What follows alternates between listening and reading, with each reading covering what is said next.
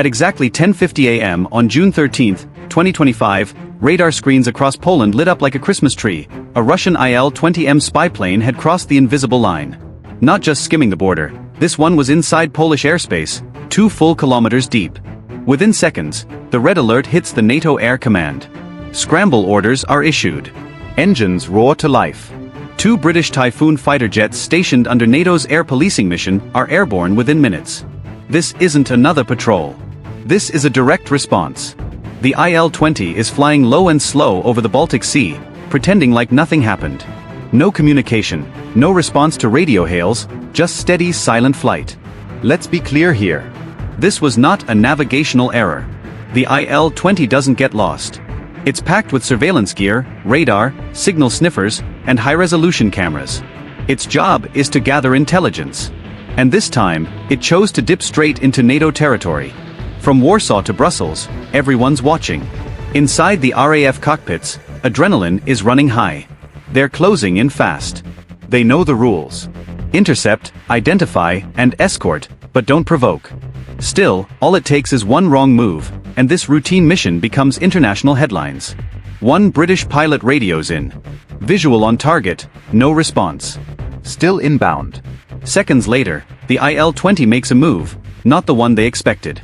What happens next turns a simple intercept into something way more complicated.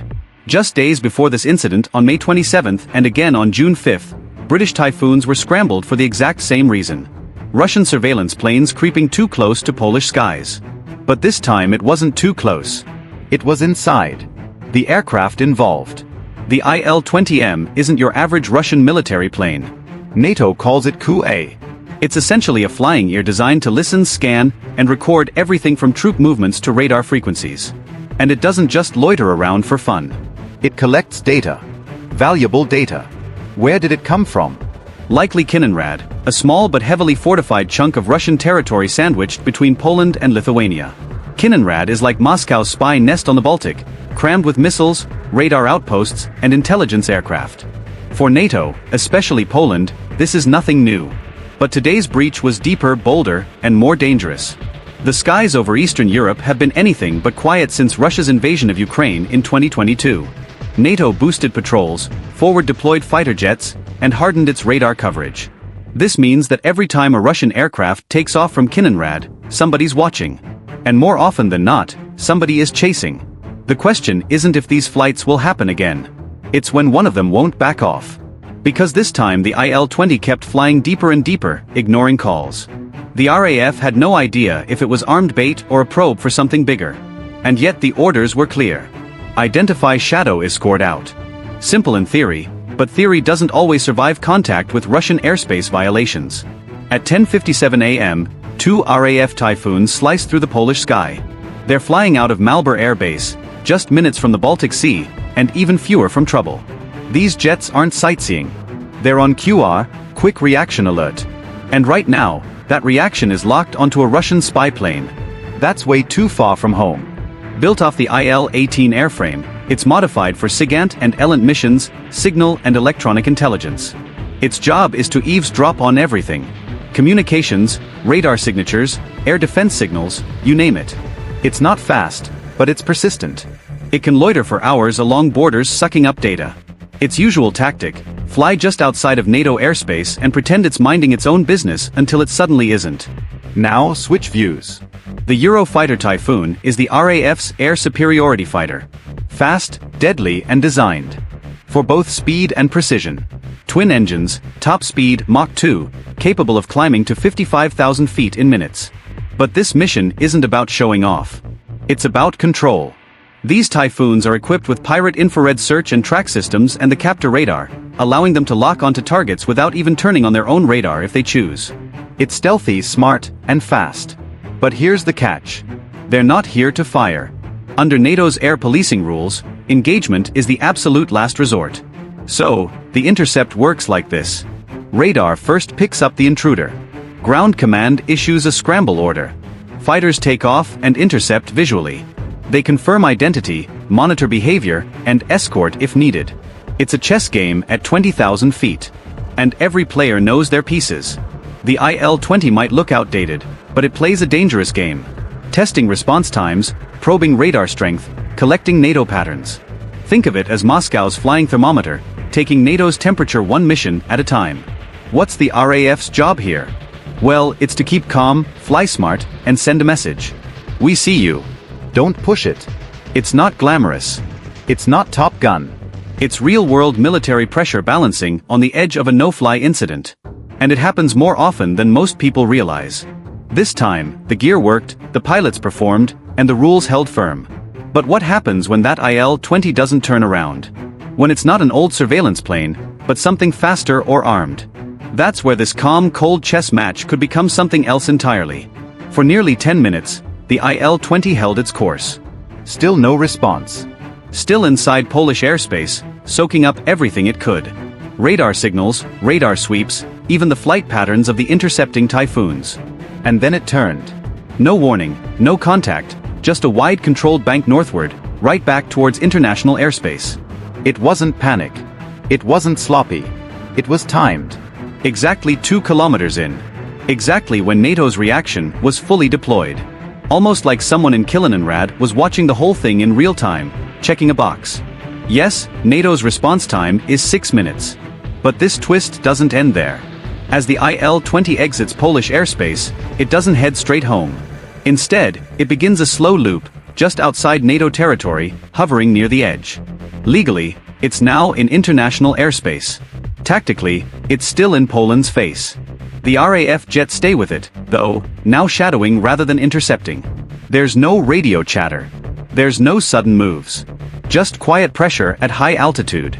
Back at NATO Air Command, analysts are already logging every second of this encounter.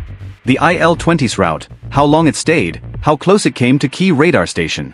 To the untrained eye, this was just a brief border incident that ended peacefully. But to military eyes, this was a calibrated test. It was a move much bigger in strategy.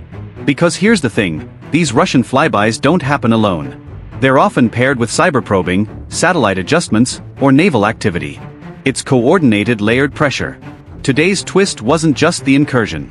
It was the restraint, the quiet withdrawal. Because when you test an enemy, sometimes the most valuable intel comes from not what they say, but how fast they move. How close they get and how long they hold the line. This time the Il-20 turned back on its own. Next time that turn might come a little later or not at all. What happened over Poland wasn't an isolated event. It's part of a pattern, and it's one that's been tightening since 2022. Russian aircraft from Kaliningrad like the Il-20 frequently fly along the edges of NATO airspace. Sometimes they cut it pretty close. Sometimes they cross the line, but it's never random. These flights are strategic. They're probes. Everyone tests NATO's response. Time, the air defense coverage, radio protocol, and even pilot behavior. It's like shaking the fence to see where it rattles and how fast the guard dogs bark. This tactic isn't new, but it is escalating. Since the full-scale invasion of Ukraine, NATO has increased its eastern presence dramatically. F-35s in Romania, Patriots in Slovakia, Typhoons in Poland. The message is clear. We're watching.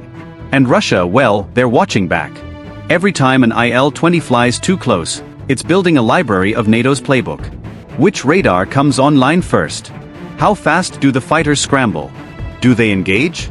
Or do they just follow? It's a psychological operation with wings.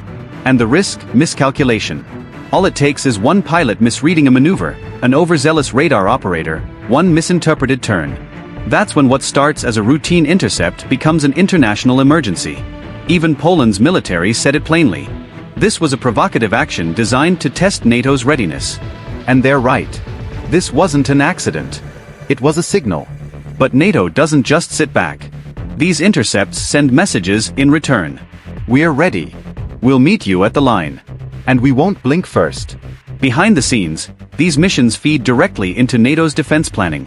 Every intercepted aircraft gets analyzed. Every route gets logged. Every deviation gets studied. It's not glamorous, but it's critical. Because the real battle right now isn't missiles. It's data. Information about how the other side reacts, defends, and maneuvers. It's a silent war in the skies fought with sensors and patience. Today, the Il-20 left quietly. But the game isn't over. It's just getting smarter. When the Il-20 finally turned back, The RAF Typhoons peeled off after confirming it had cleared Polish airspace. Mission complete on paper. But the real work starts now. NATO's Allied Air Command immediately begins its post-incident analysis. Every radar log, every second of radio silence, every flight pattern reviewed. Poland shares its tracking data. The RAF submits cockpit logs. The Baltic states request briefings. And in Brussels, the NATO Security Council doesn't just file it away, they adjust their protocols. Because, as we now know, this wasn't just another intercept, it was a test. The Polish military knows it. And in a follow-up statement, they emphasize that readiness and coordination worked as intended, but warned that continued provocations require continued vigilance. Translation: the Il-20 might be back, or something faster, or something more aggressive.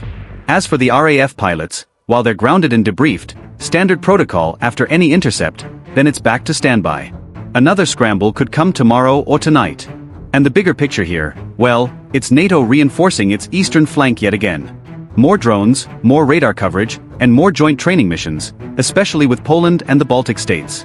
Because the Il-20 didn't just violate airspace, it reminded everyone that there are no quiet skies anymore.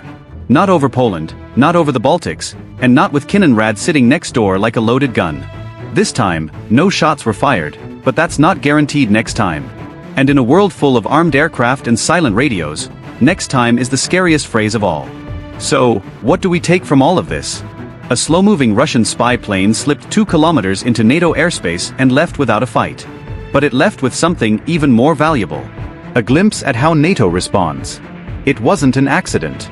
It was a message. And the response? Calm, controlled, precise. But how many more of these tests can NATO handle before someone crosses the line they can't step back from?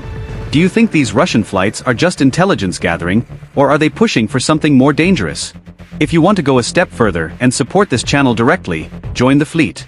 You'll get loyalty badges, priority responses, and help us bring more true maritime stories to the surface. Click join on our channel page and get on board. Thanks for watching. And remember, the next time a Russian spy plane crosses the line, NATO won't just be watching, they'll be flying.